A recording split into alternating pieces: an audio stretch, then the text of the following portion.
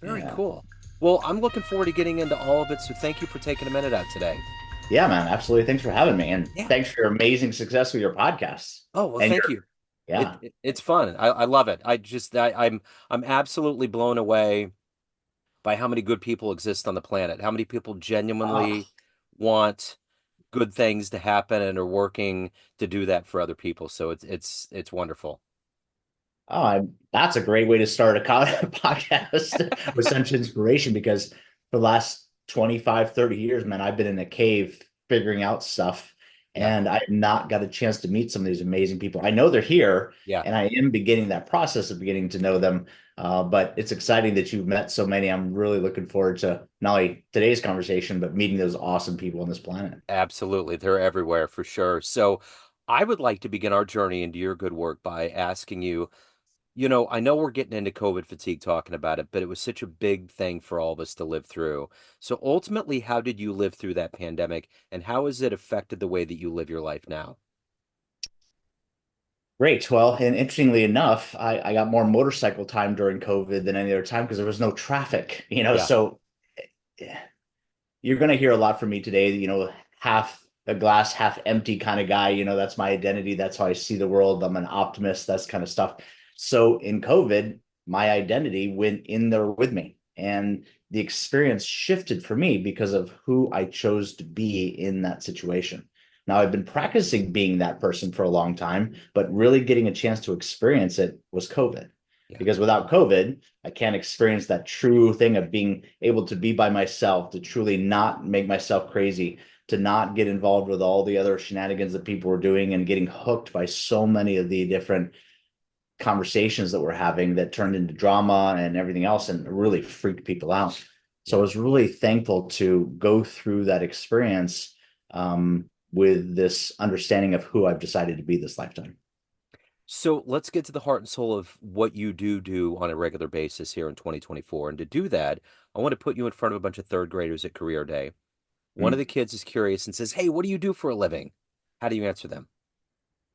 So I'm the steward of a company called Samurai Success, and as opposed to the owner. So when you're a steward of something, you take very different care of it than when you're an owner of something. So I know I've been placed in charge of this to be able to take care of something bigger than I am. So as a CEO of Samurai Success, we do something called executive coaching. And what we do is really help you understand as a human being how this place works, how you work in it, and how all the spiritual energy actually can coexist with you and contribute to your success. So what did you want to be in the third grade? What was your dream? I did not have a clear vision of that when I was that young. I really didn't. As a matter of fact, I had a story like all of my friends did, and I remember in high school, I finally decided that I was going to become a dentist.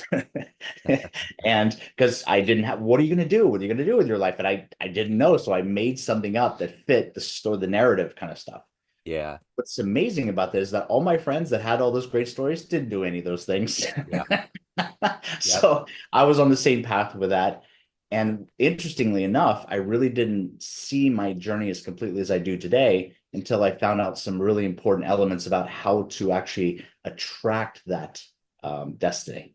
And that really comes down to deciding and choosing who you are. And when you do that, the universe starts sending you things that align with that identity. For sure. Yeah. So there's so much going on with you as an author, being a martial artist and being a coach. But I'm wondering, take me back to the beginnings of your life. Where were you born and raised, and what were the foundational seeds that were planted in you that ultimately were harvested into who you evolved into today? So I grew up on those little dots on the end of Florida called the Yeah. Florida Keys, right? So absolutely spoiled, just unbelievable. As a matter of fact, uh, one of the last owners, official owners in the United States of bottlenose dolphin was a lady named uh, Sue Myers and Betty Brothers actually. And Betty Brothers was famous in our town for being a very powerful person, woman who owned all this real estate, but she actually took possession of two bottlenose dolphin that she raised, and they were in our canal system. So every single day after school, we would swim with bottlenose dolphin. So it was just spoiled kind of stuff. The Yeah. canal systems that were there were probably the most interesting thing about growing up in the Keys is it's a tourist destination. Yeah. right, Joe? Everybody's coming down there. They've created their wealth somewhere else, and they're coming down here. And I'm being bombarded every single week because I'm a dive boat, and I'm in a restaurant. So I'm doing all these odds and jobs, kind of things to make it into school. And I started talking to people. Now, I didn't know this, but I was actually interviewing them because I started saying, "How were you successful? How did you do this? How did you do this?" And all of a sudden, after talking to all these different people, even though they didn't know each other, there was these conversations we're having with these themes in them. Yeah. And those themes kept showing up and up. If I really listened really well, all of a sudden I started writing those themes down and I started recognizing there were patterns to being successful and Yeah. there were patterns to being not successful. So in that time of growing up, I became fascinated with how people work. Yeah. And so that started me on this journey of getting involved in banking and real estate and law and then, of course, working for Tony Robbins and finding out that new level of mastery of things. And then getting involved in the seminar business, where I recognized very clearly that I was a sales guy for the seminar businesses that I was working for. And I was so excited, man. I mean, I was so excited because I wanted to become the number one national trainer and sell all the tickets and be the guy, and I was doing all those things and I was being the guy. And then I was following up with people, totally selfishly, by the way, because I knew I was going to be in New York, 2 years later. So why not keep those relationships going? And they were so excited about the program that I knew I had pre-sales going on there, right? Just keep the relationship going. Well, as you know, Joe, the universe is fascinating, right? It doesn't always give you what you want or Yep. what you think you want, but it always gives you what you need. And so in that process, I found when I was calling people 2 weeks after the seminars, 3 weeks after the seminars, 3 months after the seminars, people were falling on their faces. The information, they were so excited about going to the programs and they had learned all these things and we were crying together and they had made truly life decisions, changes in their lives. And they were falling on their faces. Yeah. And I was really concerned about that because I was always a person, as long as I believed in the product, I could sell it like crazy. Yeah. If I didn't believe in it, I was really, oh crap. And there goes my goal of being the number one national trainer.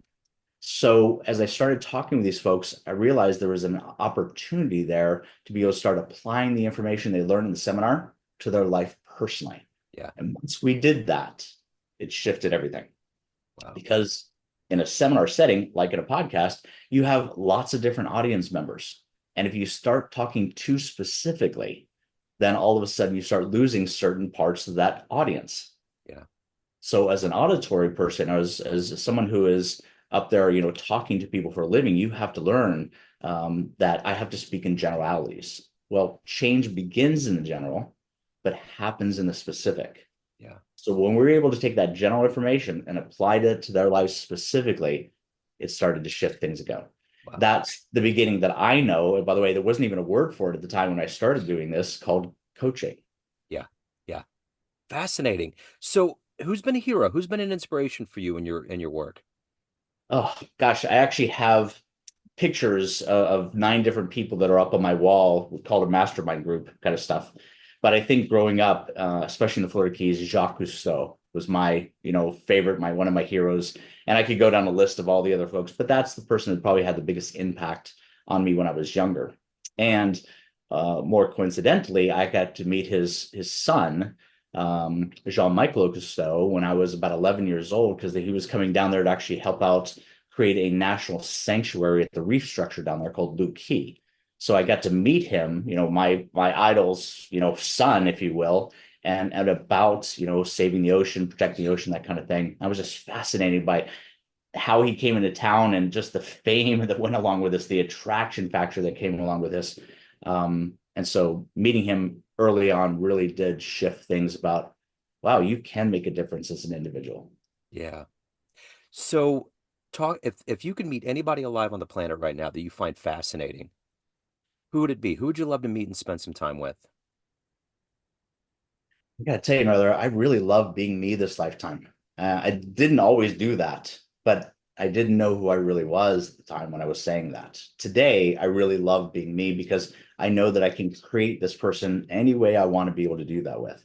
Of course, I'm fascinated with other people's behaviors and things like this. As a matter of fact, modeling other people are part of this, the things that we do here successfully at Samurai Success.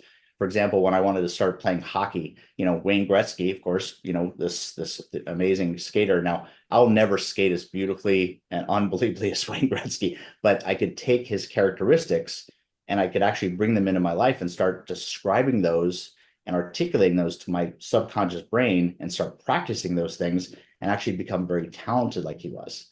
For example, in my studies with understanding Wayne, he had this remarkable ability over and over again. Everybody talked about this remarkable ability, singular theme, that he was always where the puck was going. Yeah. And before the puck even started that, he was already headed that way. Like, how did he know? Or how did the puck know to? I wanted that. I was like, great. And so I instilled that into my programming and I became the assist leader. Now, what's amazing about that story is I've never ice skated before in my life. Yeah. If you had seen my journey of getting over the player's bench and falling on the ice literally to just less than 12 months later, winning the summer championship and having the assist leadership on the team kind of stuff. Like, how does a human do that? Yeah. Well, that does the stuff that the work that we do at Samurai Success is what we focus on is helping you achieve those behaviors that get you the result you're after. So what's the best advice you've ever gotten? Uh, Best advice, probably the most startling and best advice that sent me on a very different path of very connected with my ego, wanting the money, wanting the girl, getting the, house, getting all the stuff, right? I was on that path and I was doing really well with it. And I was terribly frustrated. I was depressed. This can't be all that there is. Yeah. And that sent me on a very different path than seeking something else, something more soul based, something more purpose driven. And my ego was being fed like crazy, but my soul wasn't. Yeah. And so I was looking for an opportunity to be able to do that. And I got on this spiritual journey. And one of the masters I ran into, very different from all the other masters who had come into my life, who said, "Hey, Dave, you're here to discover who you are. You're here to find out who you are." And it seemed like a treasure hunt or an odyssey or something I needed to go find out what this thing was. And this beautiful master said it very differently. I'll never forget the moment he said it, how he said it, and just looking over the top of his glasses when he says, "David, you're not here to discover who you are. You're here to create who you are." Yeah. And that creation, Joe, just like you created who you are. You've created this podcast. You created this talk show, right? Who are you to do these things? Yeah. I am this person because I've chosen to be this. And then I have to do things that are congruent with that identity. And that's the singular difference in the work that we do today. That's very different from the work that I hear out there today is once you just choose who you are and you create who you are, then you have to do things that are congruent with that identity. Yeah. For example, you wouldn't go into a nightclub and act the same way that you do at a church. And if you do, well, there's probably somebody wanting to put you on medication, right? Yeah. It's just like that's not going to work. Yeah. Same thing with me saying I'm a world-class athlete and then sitting on the couch over there and eating Cheetos all day. Yeah. Those two things don't go together. Yeah. So what changes things, what makes the successful people successful, what makes people wealthy is the level of congruency of who you say you are and the actions you take to support that. That creates a frequency of congruency and coherency that we all talk about. And that's the path that really shifted things for me that says, what's the beginning of the conveyor belt? And that conveyor belt begins with who you say you are.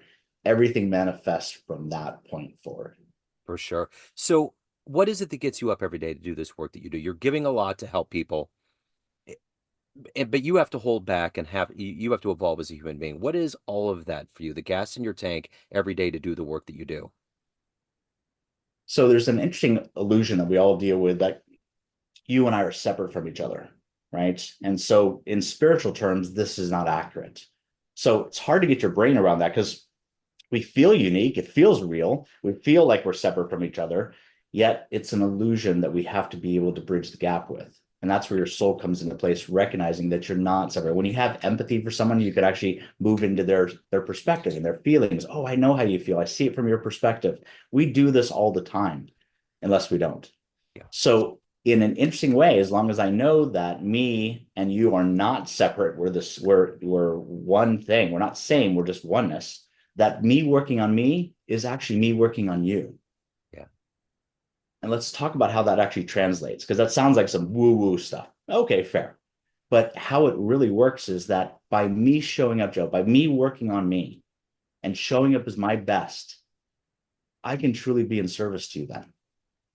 If I show up anything less than that, then I need something from this conversation. I'm not being as present. I'm not really being in service of you. I'm still working on you, and I are still working on me. But if I've worked enough on me and I show up full to the table, then I don't need anything from the conversation. I can truly be of service. Yeah. Yeah. So of everything that you've done in your career and evolved into and achieved, what are you the proudest of? Wow. I definitely know that there's been some huge landmarks that I'm very proud of. But probably the single most important adventure for me so far is I stopped doing things for other people. I actually stopped doing things for myself. And now I do things because they simply represent who I am. And that, Joe, is a different way to live this life, because Yeah. you're not, it doesn't mean you're not thinking about how other people feel or how anything else, but you recognize that the best way to be able to be there for somebody is to have you show up as your best. Great example of that is if you want to guarantee there's brownies at the holiday party, what do you got to bring to the holiday party? You got to Yeah. bring brownies. Yeah. So imagine that now, not just as a fortune cookie, statement, but as real life application. So what am I bringing to the table? Listen, if I bring love and respect and joy and bliss and, confidence and all those other things, so if I bring that to the table, that's what shows up. Yeah. If I bring hate, rage, anger, whatever else to the table, that's what shows up. Yeah. I'm the one bringing it. Taking that level of responsibility is a game changer. It's difficult. I get it. Yeah. Yeah. But it's the game changer. Absolutely. So if you had a dream tonight and ran into the 18-year-old version of you and you could give that young version of you a piece of advice based on the life you've lived, the wisdom you've gained along the way, what advice would you impart on that young version of you? Great question. And especially since it's the exact reason I wrote the book. Yeah. Yeah. So, Joe, I know I'm getting a little crazy here, but there's a sense inside of me that I've been here before. I don't know why. I'm telling you, forgive me on this one if that sounds too wacky and woo Oh no, it's but I'm good. telling you, it feels like I've been here before. Matter of fact, I used to beat myself up for not being further ahead than I should be, because I was like, I know this stuff. Yeah. And it used to drive me crazy. Yeah.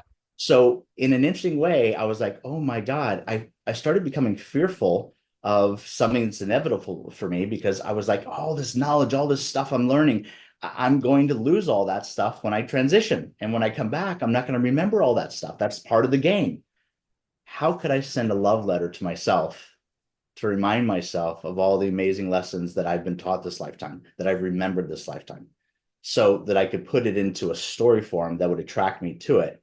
So by the time I got back here, that book is available to me. Yeah. So my older self, 57, telling my 18, go get the book. Yeah. Right. I love it. So at the end of the day, everyone has a perception of you, family, friends, clients, colleagues, everyone that reads your book, but you run the show. What's your perception of you? Who do you think you are? Well, that's the fun part about the work that we do. You Yeah. actually get to create that. Now, there's two vantage points here, because you're living this life, this technology, if you will, no matter which way you want to think about it. Only 5% of our ability to manifest things in this lifetime come from our conscious part of our brain. That means 95% of everything we're manifesting, the things we want, the things we don't want, manifestation, things out of nothingness into somethingness. We're actually attracting that by our subconscious part of our brain. Yeah.